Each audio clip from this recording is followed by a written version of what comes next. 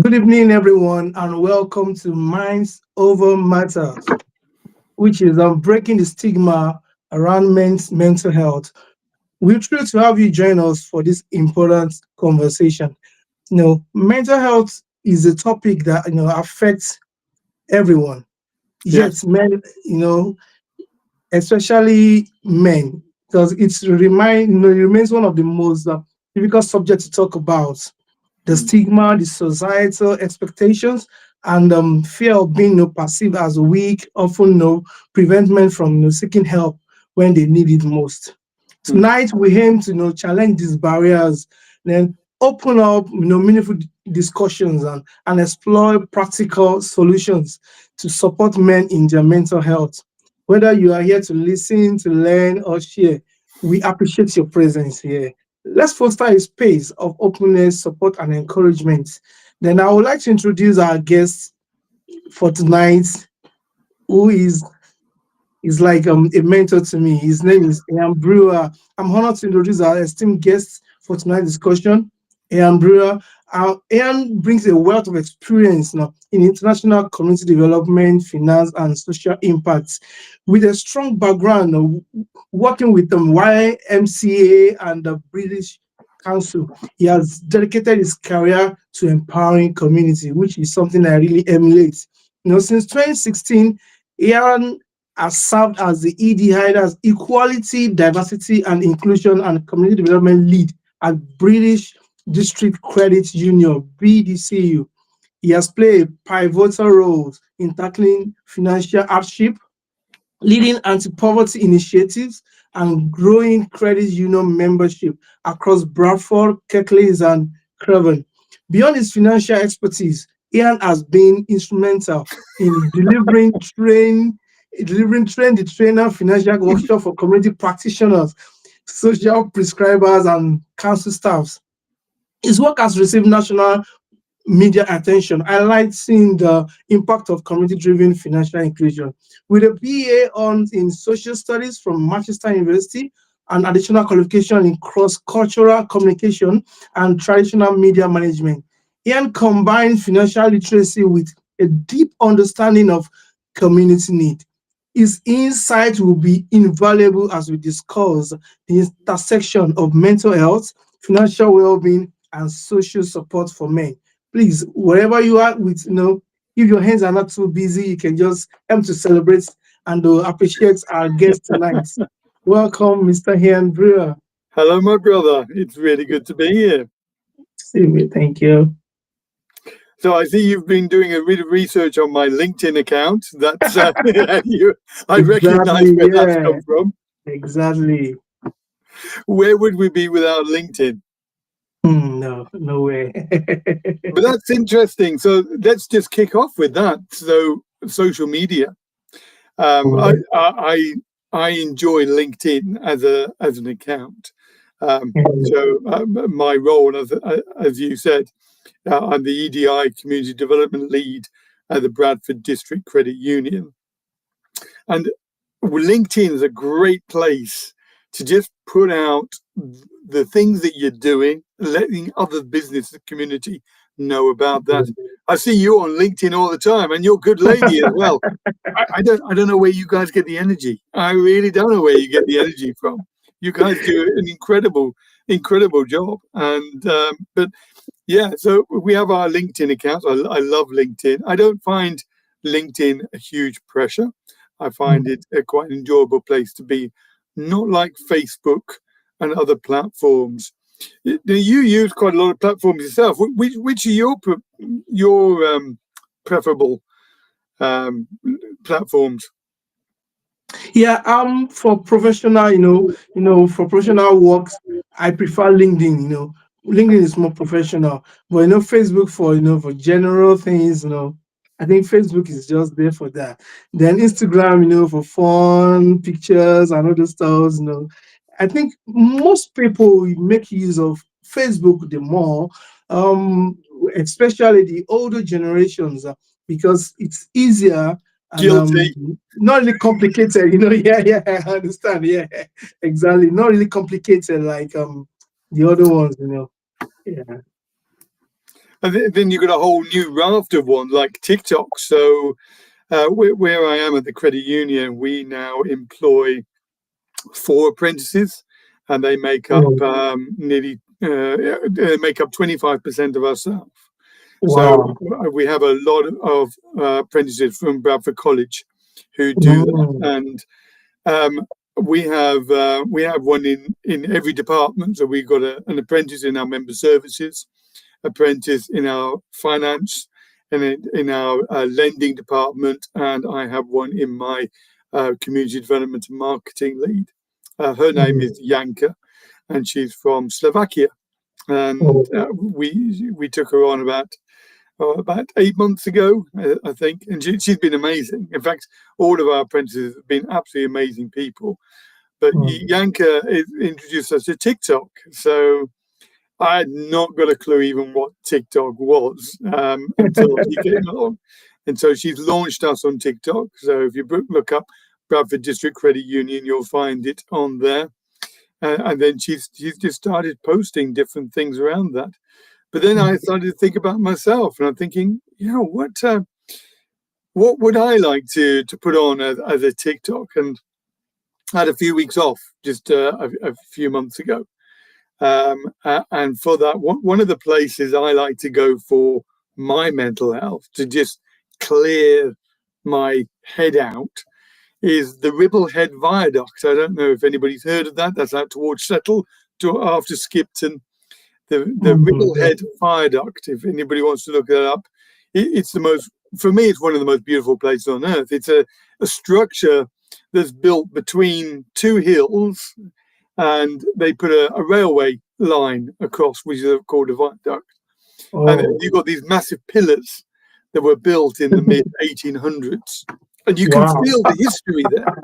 So you're Mm, there, you in the wind and the rain, and you got the fresh air. You're in the moors, and you've got this amazing structure. It's a great mm. place to be. So I took some short videos and I sent them off to Yanko, and she put them into a TikTok for me. So I launched my very own TikTok just a couple of weeks ago. TikTok is beautiful. Yeah, it's fun, Young you know. people, it's so important to have young people in your life because they Mm. make you feel younger. Yeah, exactly. Yeah.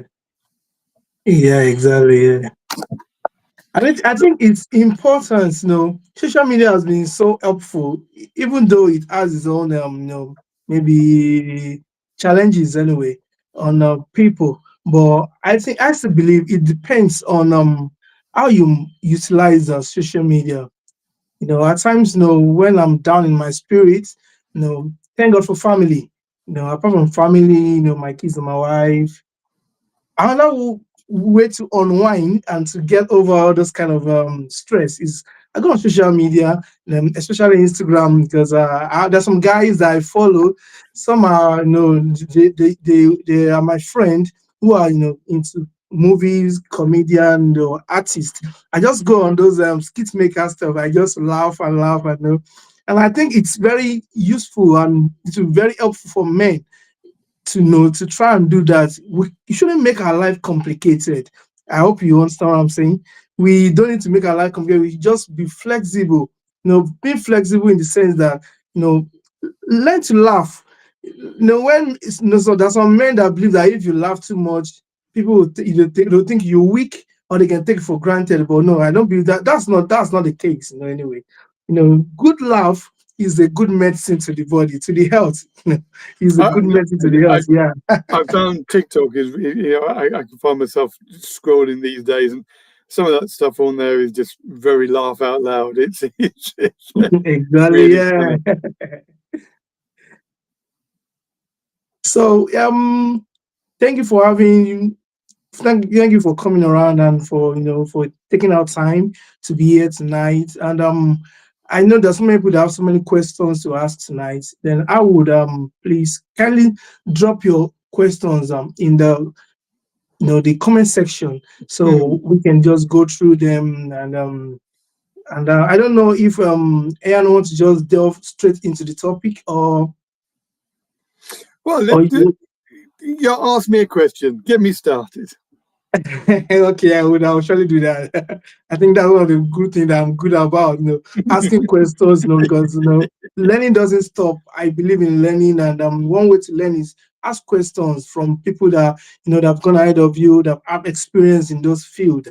And the one thing is, I believe no matter the knowledge that we have, no matter what we know, we will still have to keep learning, because learning We do. stops at the end of life. Yeah.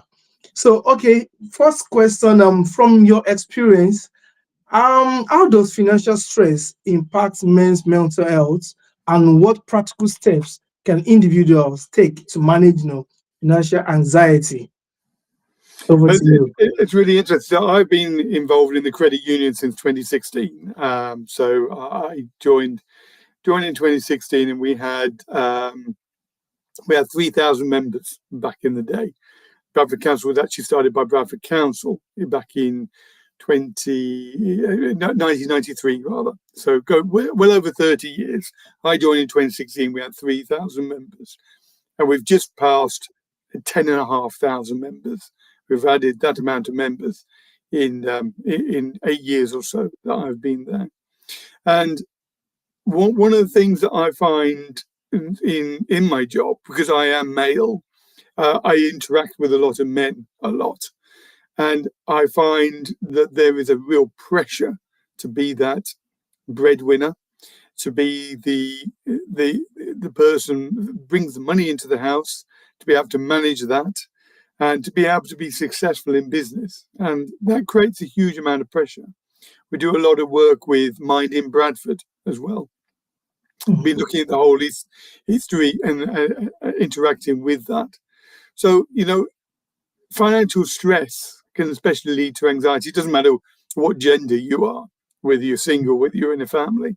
Any financial stress is going to lead to anxiety, depression, and other mental health issues. So what you need to do is to admit you need help right early on. The help you need to do with budgeting, or just telling somebody else that you have an issue. It might be a gambling problem. It might be that you spend too much on certain things. It might be a hobby that's got out of control. It might be that you're going through a difficult relationship at the moment, and that's causing you to either spend money, or maybe they're spending money you don't have. All these different things mount up, and when we're not in control of our finances, we don't feel in control generally. And when that happens, that's when it can lead to anxiety, depression, and other mental health issues. So, in my role, I'm on the suicide prevention group, and I'm on the anti poverty coordination group at the councils. And when we look at all these different aspects, and men's suicide rate is relatively high, especially for younger men in their 20s and 30s. Um, it's that toxic masculinity that can be out there with the expectations of it. You are who you are. You are who you were born to be. And Mm, you shouldn't over try to stretch yourself to be something or somebody else. Because as soon as you start to do that, you distort who you are. And when you distort who you are, you don't know who you are anymore. And that mm, can lead to a lot of financial stress and a lot of financial worry. You make poor judgment and poor decisions, either for yourself, for your business, for your family. And these are issues that we see a lot of the time. So creating a budget, seeking financial advice, and being practice mindfulness to manage stress is really, really important. I'll tell you something that's happened to me recently since last July.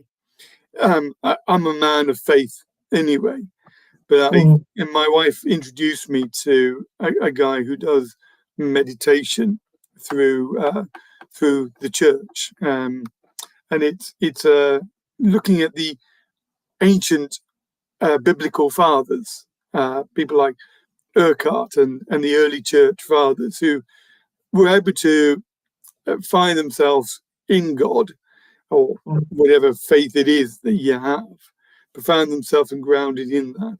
And that sense of being quiet and still, and just recognizing, and this is one of the big things, it's not you're not telling yourself off for having lots of thoughts when you're trying to be quiet, when you're trying to meditate. It's recognizing them as they come in. It's like taking them and looking at them, validating those thoughts, and then putting them aside. And that's the meditation that I've started to get into since last July. I do it twice a week, and sometimes more often when I'm in other stressful situations.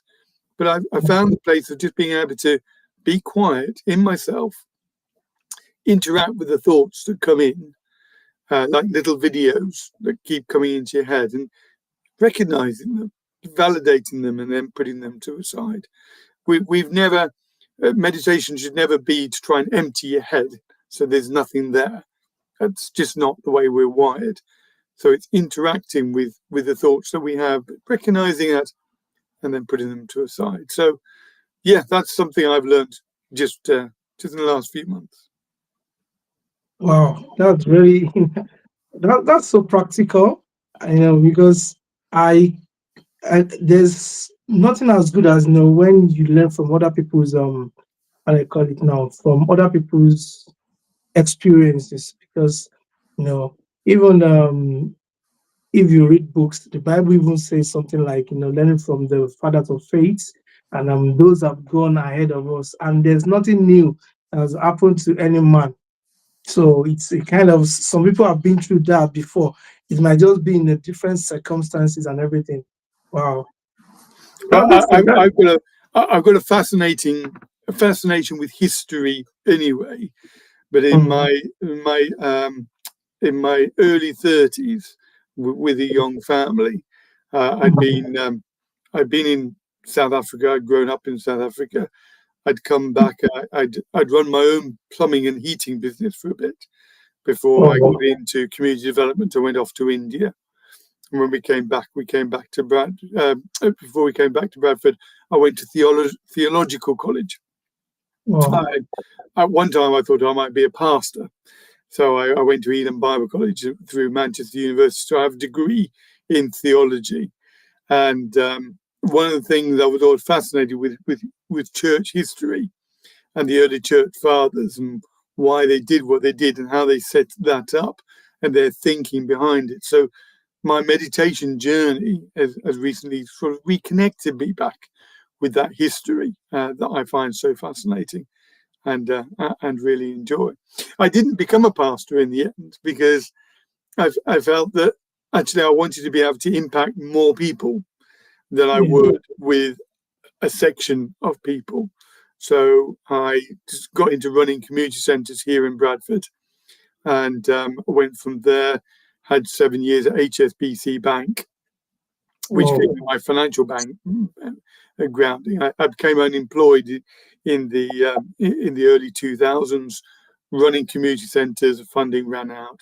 I went to HSBC. I found I had skills that I didn't know I had, because I had people skills that were come out mm, of all that community development, and I found I could really sell for HSBC. So I started out launching the basic bank account. I went mm, on to work in high wealth management, so premier banking, that was wealth management. People needed to have £50,000 in their savings account before I could manage that. And then I moved into business relationship management in Tong Street. If anybody remembers HSBC at the beginning of Tong Street there, yeah, so I was the banking relationship manager there before 2009 came along with all the upheaval in the banking sector. And I thought, I need to go back to my roots and I need to retrain back into community development. So I left banking, got involved within communities for a number of years. And wow, the British Council went off to South Africa, worked in Soweto in 2010, around there. And then this job came up in 2016, which is ideal for me because it's banking and community development together. And that's why we've grown from 3,000 people to 11,500 people, is because I've created projects that explain what money is. mm, you think about the mechanics of money. A lot of people don't understand where the mechanics of money actually are. And I've created a workshop which I call the Money SOS. And I look at what APR is, what a payday loan is, what a loan shark is, what contactless payments are. Because contactless payments were the cynical attempt by banks to make you lose track of your money, because that gets them into overdraft. Banks make more money off overdraft than they do off credit card debt. So they use contactless to make you lose track of your money to get you into an overdraft. And the overdraft then can deteriorate your own credit score. So I just chose those 5: APR, payday loans, and loan sharks, contactless, overdrafts, credit score. And I created a workshop called Money SOS out of that. And I've trained over 500 people. It's a train the trainer course. I train other people to go out and deliver it. And then just recently, about July last year, BCB Radio, I was constantly on BCB Radio. Let's have a radio show. So I've just launched 7 months ago my Money SOS radio show, which is a bit of a Martin Lewis thing for half an hour. I invite guests on and talk about it. And it's all very exciting stuff. But being able to talk about money and relating that, bringing it back to men's health, is that if you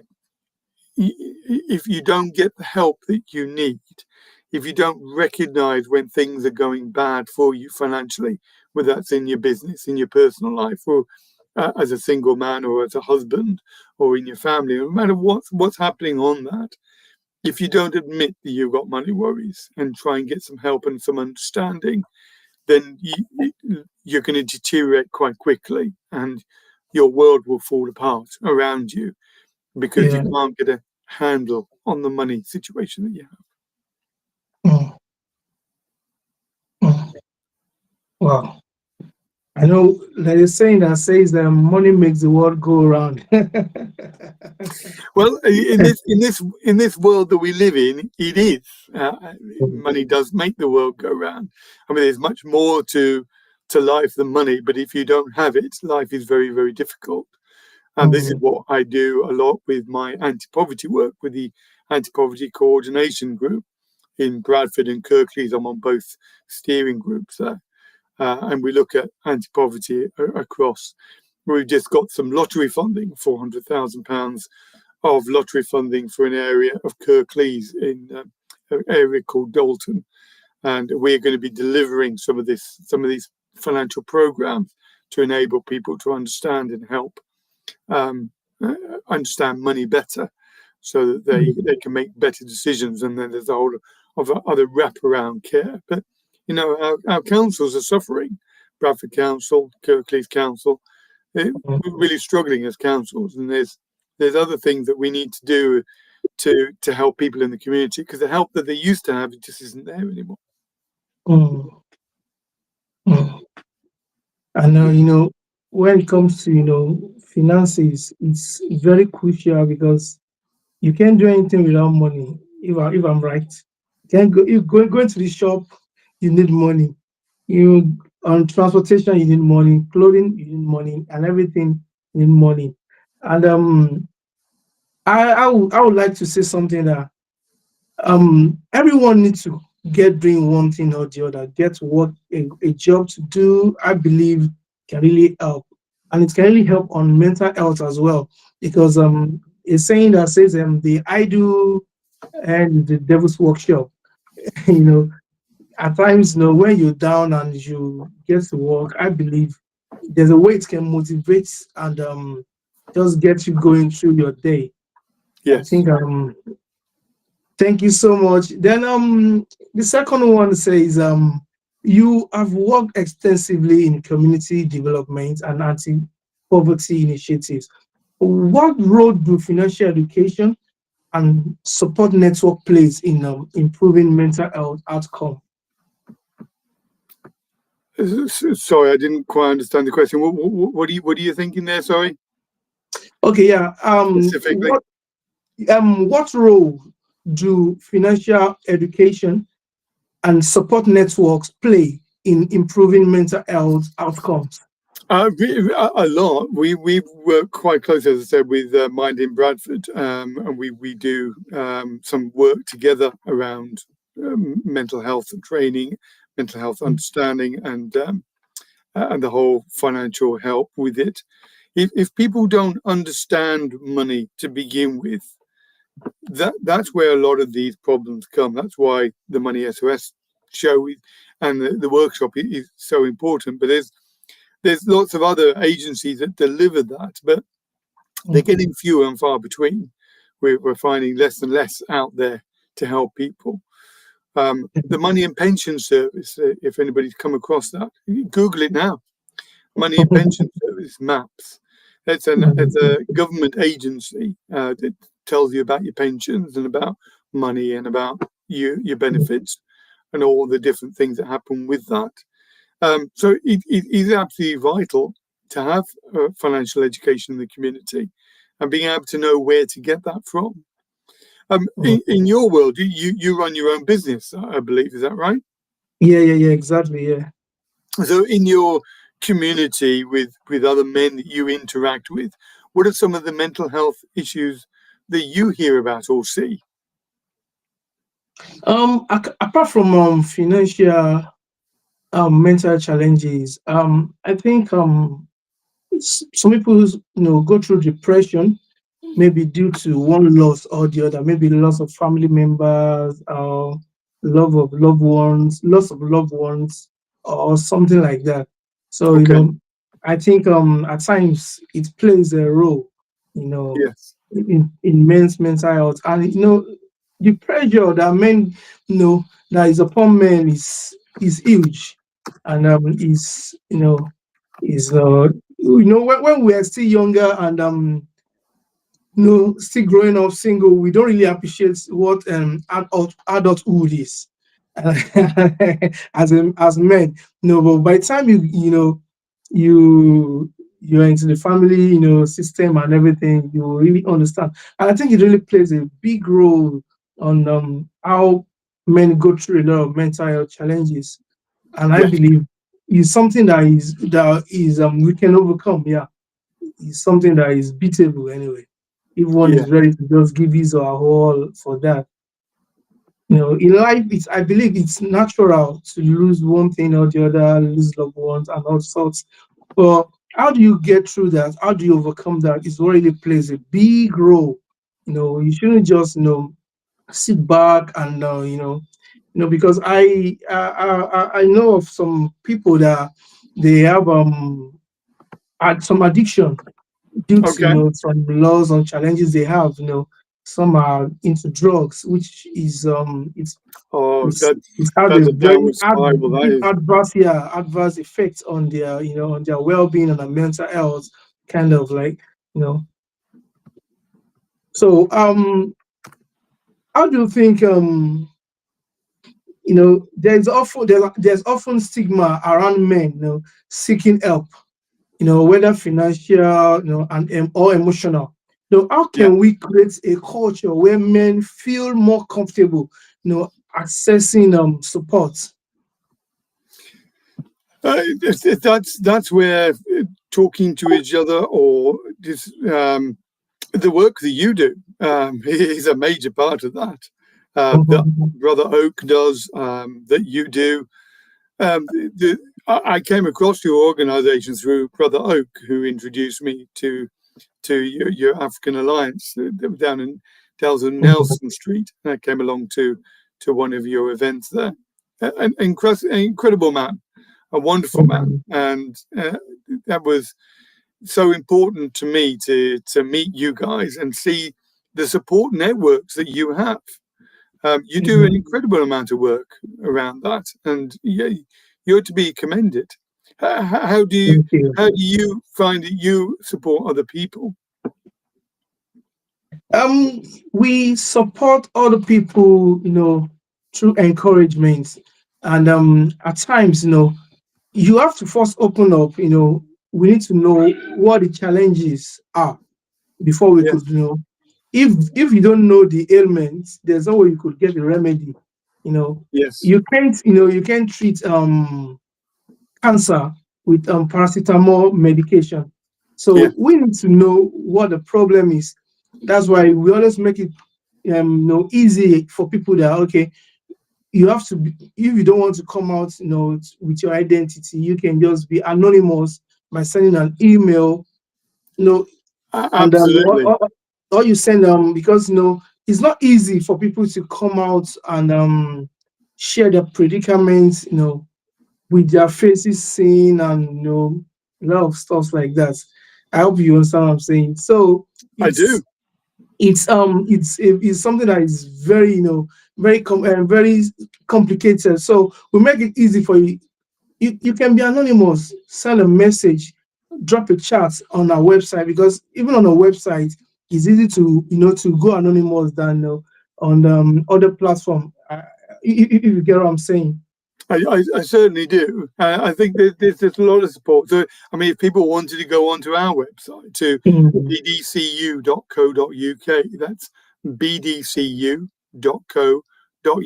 that's the credit okay. union. One of Yeah. the other areas of finances that I wanted to cover was savings.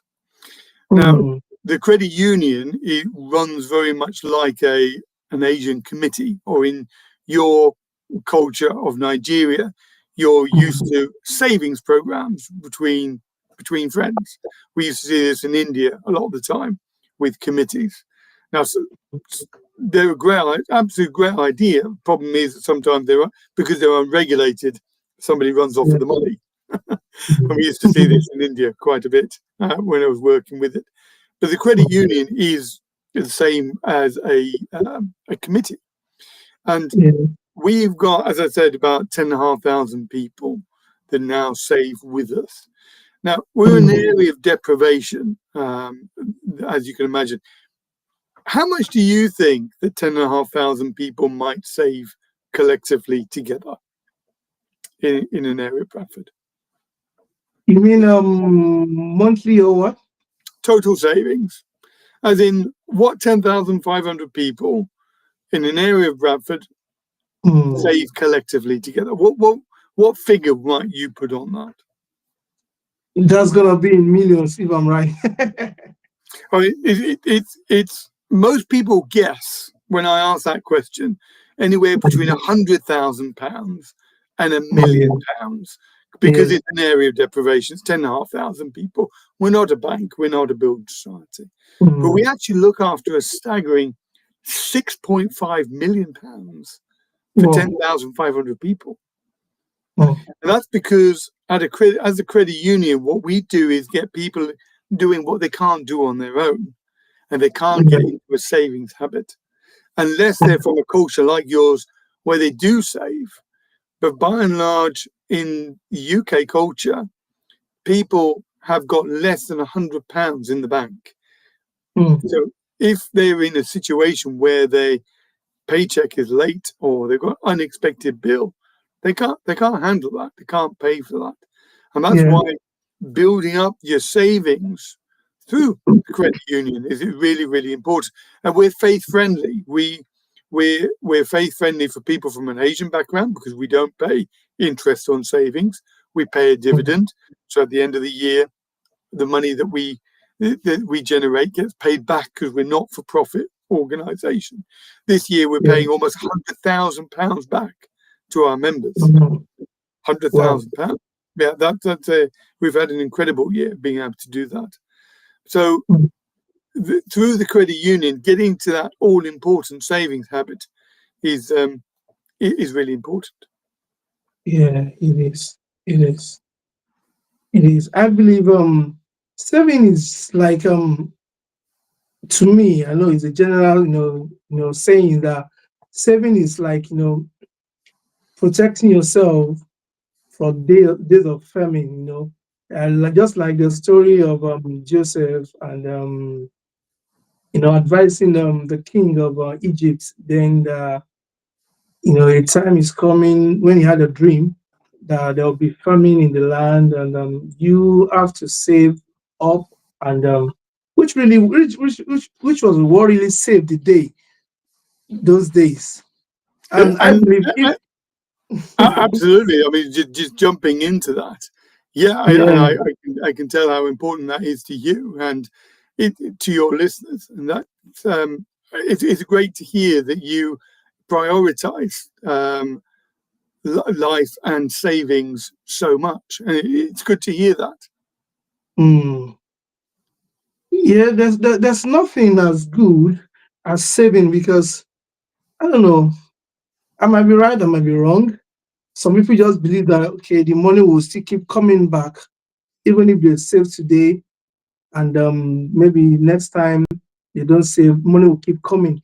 But you can always have it. You can always have it. There will always be a time when if I'm right, when there might be okay, like I'm having a discussion with someone one time that I've been noticing that there's a kind of a trend in the UK when you will work a time in a short while, something will just come up. You just realize that you are off job. I don't know if it happened to everyone, or maybe it might just be few people that I know that have been through such. Because I've spoken with like one, two, three, four, five, six people, and I got to know that they work for a while. There was a Yeah. little break. Maybe they're out of job for a while.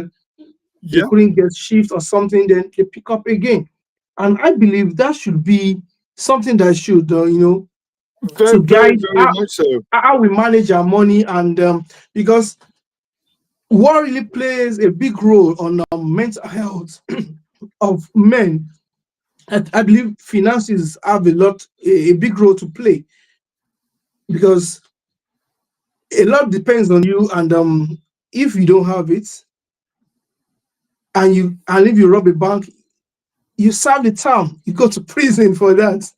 Yeah, that's so So true. That's yeah, exactly. certainly something we would not advise. Exactly, yeah. And that leads to the next question that says many men struggle in silence when facing job loss rather, facing job loss, debt, or financial hardship. I would like to ask that what advice would you give to someone who feels overwhelmed by their financial situation? First of all, is admitting it. Mm. We as men, we don't like to admit when we need help. Yeah. So you need to admit it to yourself, and maybe you need to admit it to somebody in your world, either a girlfriend or Mhm. wife or other significant partner in your world. Mhm. But you need to get it out of yourself. So you need to confess it. Basically, you need to tell someone about it. You need to get some help because you can't get any help if you haven't already admitted to yourself that you're in a problem. And then it's Mhm. finding out where the help is. It might be just simply that you need to get into a budget. You need to be able to get into a savings habit. You might be needing to consolidate your debt Yeah. um, into a, so you take a lot of different debts and you put them together. I was speaking with Christians Against Poverty, CAP, just the other day. She was on my Money SOS show just last week, talking about this very thing, how people don't admit when they're in trouble and they Mhm. leave it until it's too late. And then it gets harder and harder. If you ignore the bills coming in and you get behind, that's where your credit score starts to decline. And the Mhm. whole story about credit score and how vital that is to you is what I cover in my course. And it's absolutely so vital that you protect your credit score. But when you're Mhm. in a downward spiral, you start to miss payments. That's where your credit score starts to decline Yeah. because you're considered to be a credit risk. Mhm. And that's definitely not good for anybody. Mhm. So, apart from admitting the fact that okay, you are in debt, you're going through this and that, what other steps do you think you could advise that one could take? Because if you're in debt, I don't believe it's you'll be in the right senses to to now go for a loan because your credit score is is not in Yeah. good position to to apply for a loan. And if you couldn't pay for your rent, you might become homeless Yes. and you might get involved in crime and get involved in drugs and all sorts. So, what can you advise further? Um, to do your research. For people that are a Bradford District Credit Union member, you're more likely to get a loan from us than if you were not saving with us. But people can join and save at the same time. Have a look at the things we've got. One of the things that, because as a credit union, we're not linked to the Bank of England, so our Okay. rates are not dependent on the Bank of England. So whereas we're seeing rates going up with the cost of living crisis, with the interest rates and everything else going along with it, we've just been able to introduce a consolidation loan from just 5.9% APR, which for consolidation is considered to be risky. So banks have those at quite high rates, but we find that when you build a relationship with somebody through their finances, through savings with us, people want to pay that money back. So in total, our deficit of people not paying back for those 10,500 people is only 5% of people that take a loan from us don't pay back. So we have very low default rate, which means that we can offer better rates. And we've just increased from 15,000 to 25,000. People can borrow a standard loan of £25,000 from 7.9%, or they can consolidate the lending that they have to 5.9% based on their record and status and everything else. They're always from APRs from it. But that gives you an idea of what we as a credit union are trying to do, because we recognise that. But we have things like a family loan for people in the community with very poor credit score that can't get loans from banks and can't have no other option to go to a loan shark.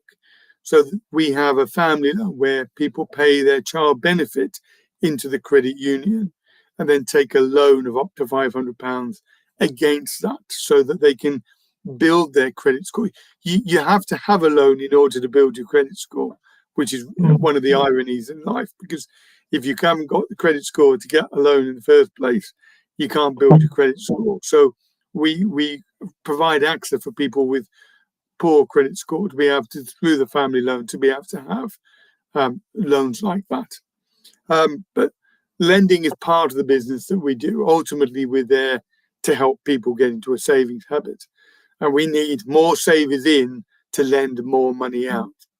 The way the Bank of England works with banks or credit unions or whatever we are, you have your savings and then you have your lending, and there's a gap in between. And you always need to keep that gap. So for every £10 somebody saves with the credit union, releases £10 at the bottom for us to lend out to somebody else.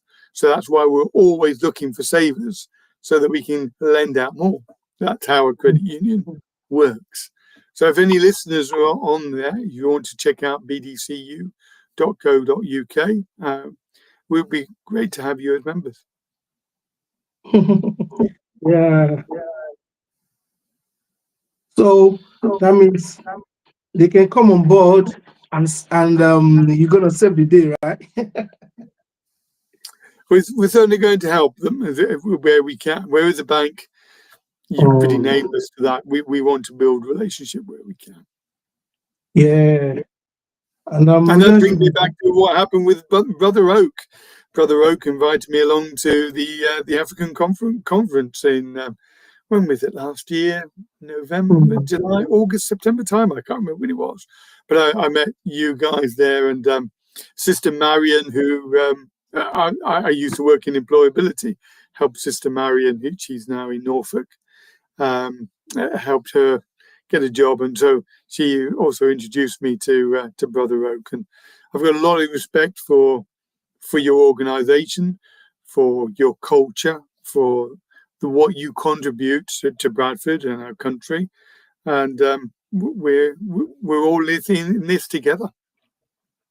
Yeah.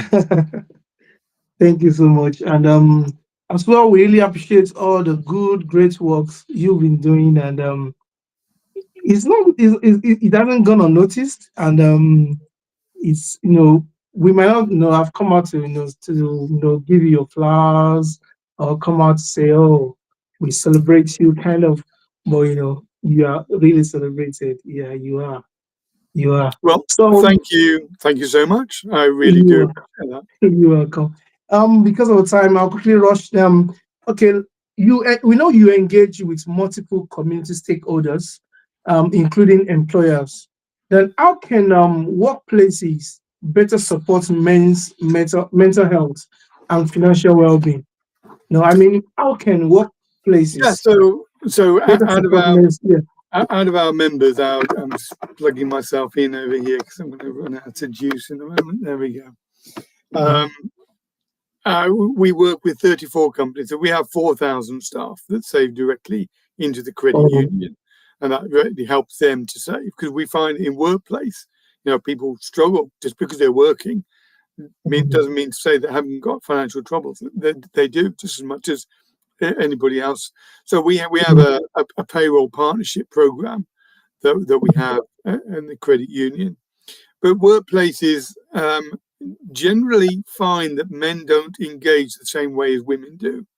And we need to change that. And hopefully, through this conversation we're having today, maybe mm, we will start to change that conversation so that in the workplace, men can also have that help that they need. But, just recapping on everything we've been saying, don't suffer in silence. The sooner you admit you've got a problem, the better. And then go and mm, look to get help. Well, my mm. brother, it's been really a delight being on the show with you. Same here as well. But before you go, I would just like to ask one more question, which someone just popped into my phone just now. I'll quickly ask that question. It says okay, yeah, for those watching today, what are some key resources organizations that can provide mental health support for men? You Okay, know, so the biggest one off the top of my head would be Mind in Bradford. okay. It's an obvious one for that. Um, Money and Pension Service, Mm, MAPS. They will help you with pensions and everything else to do with money. Those are two organisations, but also our own Bradford Credit Union. If you come onto our site, we've got some great resources on there. So have a dig around, have a look, and see where you go for that. mm. So I am like I would like to just say something about what you just speak. Like men need to speak up, men need to open up, and men need to to own up. When you are down, you are broke, you're going through one thing or the other. Don't just believe that okay, men need to be strong. Men don't cry. Like there's a statement that says men don't cry. I don't believe there's anything like men don't cry. If you want to I'd cry, agree with that. cry. It's good to cry because it's like releasing tension, you know. And after crying, don't just sulk. Just get on with life. And just have a believe that better days are ahead. And the I'd agree with situation that. you are in cannot be the best you could ever be in.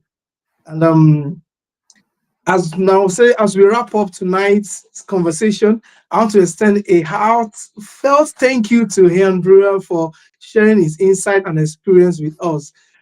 I know there's some things that what more than what money can buy, and I believe all you've shared with us tonight, from experience, personal experience, life experience, work experience, community experience, you know, it's something that is so valuable that I know that those that will be watching afterwards that couldn't join live would would have a better mind, mental state of mind, and would always say, I can be what I want to be. I can get out of this situation that I'm in. And the connection between financial well-being and mental health, we know is undeniable.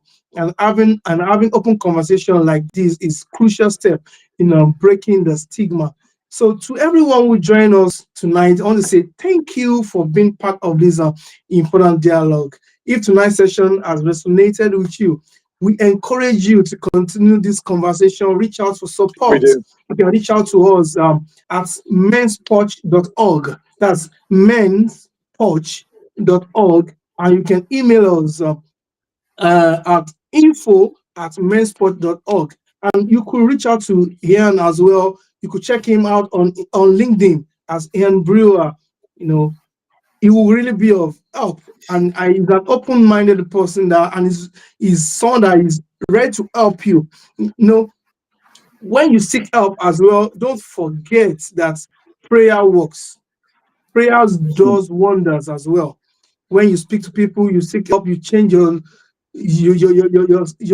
lifestyle, because lifestyle plays a big role as well when it comes to mental health as well. So you can reach out, go on your knees and say a prayer to God. God still answers prayers. And I'm a living testimony of that God still answers prayers. And remember, seeking help is a sign of strength, not weakness. Whether Yes, it's through agreed with financial that. guidance, mental health support, or simply having an honest conversation with a friend, every step matters. Every step matters. Every step matters. Take the step right now. Don't sit back. Don't relax. Don't give up. Don't give in. And I want you to stay connected with us on YouTube, on Instagram, Facebook, TikTok, X, which is the former Twitter, LinkedIn at Men's Porch. And if you have any question or you need further support, visit us at www.mensporch.org or email us at info@mensporch.org. Let's keep the momentum going because men's mental health matters. Thank you and have a great evening. Thank you so much and God bless you. Thank you, my brother. Thank you so much, Anne. Good to have you. And we hope that we can always, you can always have our back whenever we need you around to, to help us out, in solving some, situation, even beyond men as well. I believe every life matters, every human matters. But we know that men go through a lot. We go through a lot, we go through a lot. And we know Give that my where we seek regards to right, give yeah, my where we seek the regards to right your help. lovely wife. Yeah, And thank you so much. yeah, no problem. Have a wonderful night. Bye, everyone. Bye.